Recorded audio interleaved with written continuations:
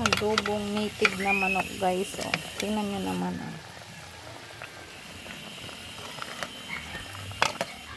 Sarap. Fresh from the farm.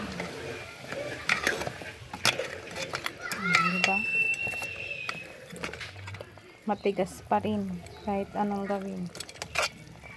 Mahirap palambutin. Mahirap palambutin, oh. Hindi pa naghihiwalay ang tigas. Paa.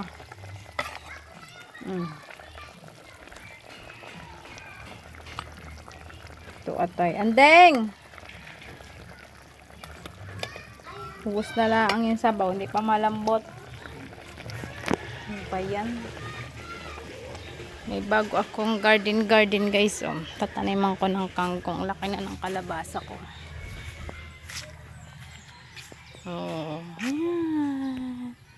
Tiyanan. May bago akong garden. Tingnan mo, oh.